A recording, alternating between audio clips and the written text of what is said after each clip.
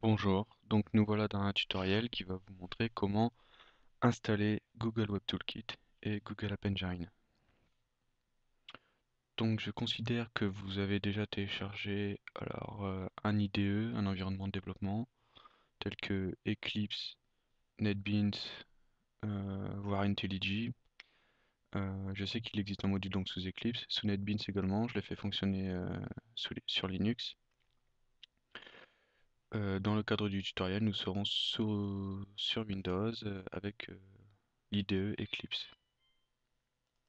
Donc ici, vous pouvez dézipper votre Eclipse et le lancer en double-cliquant sur l'exécutable. Voilà. Vous faites OK pour l'environnement, pour le workspace. Voilà. Donc Eclipse vient de se lancer. Alors, pour l'installer, c'est très simple. Pour installer d'abord le plugin JWT, vous allez chercher JWT Eclipse. Voilà, prenez le premier lien. Get start. Voilà. Donc ici, il vous faut la version de votre Eclipse. Donc vous retournez sur votre Eclipse, vous faites Help, About Eclipse. Voilà, on voit version Indigo. Alors, je vous conseille la version Indigo, la dernière à ce jour étant Juno. Ils ont rajouté quelques effets de transition lorsque l'on agrandit, lorsque l'on rétrécit des fenêtres. Et ça fait un peu ramer l'application, l'ordinateur, enfin des choses inutiles. Je préfère nettement Indigo. En bref, donc ici, je vois Indigo, je prends le lien, donc je l'ai déjà copié. Je retourne dans Eclipse. Alors, faites Help, Install New Software.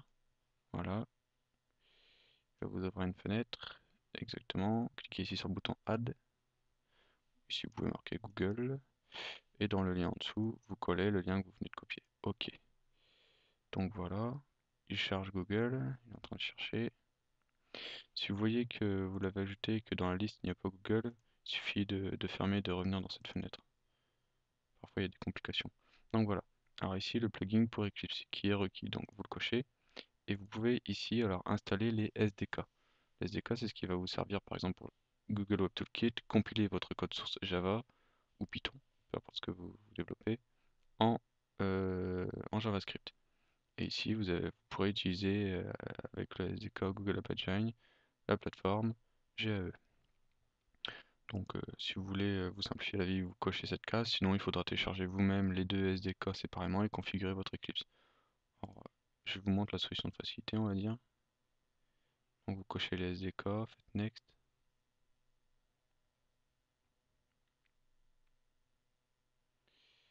C'est en train de charger. Voilà, donc on accepte. Voilà, on accepte, finish. Et là, c'est parti pour l'installation. Donc je vais couper la vidéo, on se retrouve tout de suite.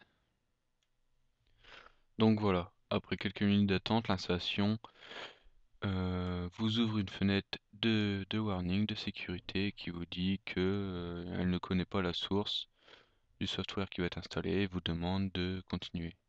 Donc vous faites OK, il n'y a aucun souci. Bien évidemment, avant d'avoir essayé d'utiliser Eclipse et d'installer les plugins GWT et GAE, il faut avoir installé Java. Alors je vous conseille Java 6, notamment la dernière version, pardon, qui est Java SE 6.0-38. Donc voilà, Eclipse vous demande de redémarrer. Vous redémarrez maintenant.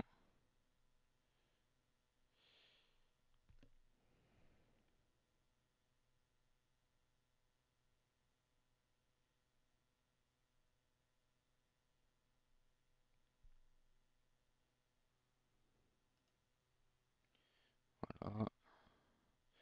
Toujours le même workspace. On va dire oui.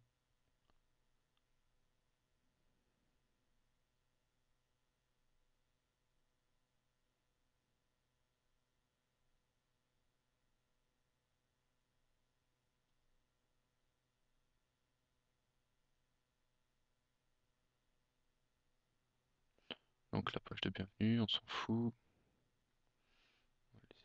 Voilà. Donc voilà. Alors maintenant vous avez Eclipse avec ici en haut le super plugin de GWT. Donc on va ouvrir toutes les vues déjà. Ici il faut s'assurer que vous êtes en Java. Sinon vous faites la petite fenêtre avec le plus, Other, vous cherchez pardon ici bien Java, faites OK.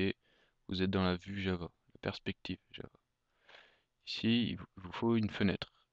Alors vous faites Window, Show View. Et cette fenêtre, donc Other, s'appelle Développement Mode de Google. Donc Google Développement Mode, OK.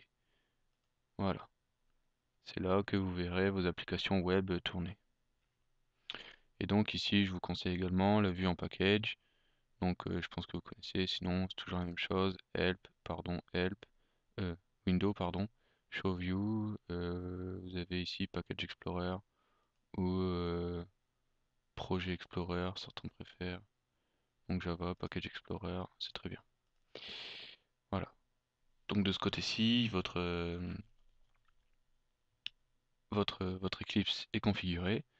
Maintenant, il faut savoir que le GWT donc, va compiler votre code source en JavaScript et il vous faut un plugin pour votre navigateur qui interprète, qui compile en live en fait, qui soit capable d'exécuter votre JavaScript en live.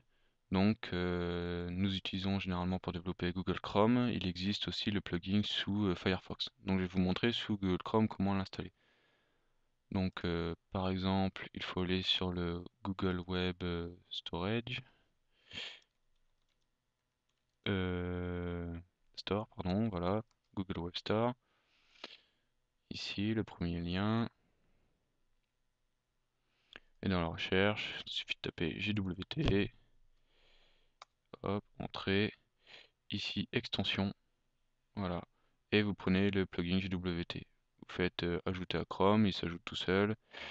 Et voilà quoi, votre navigateur, non, même pas besoin de le redémarrer, je ne crois pas. Et vous pourrez dès alors exécuter vos applications.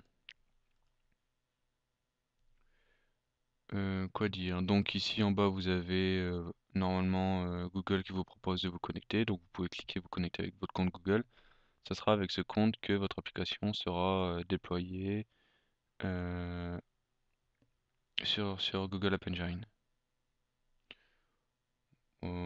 Ouais, de ce côté-là, les configurations, etc. Je vais vous les expliquer dans la vidéo qui suit, qui sera le fameux Hello World avec GWT et GE. A tout de suite.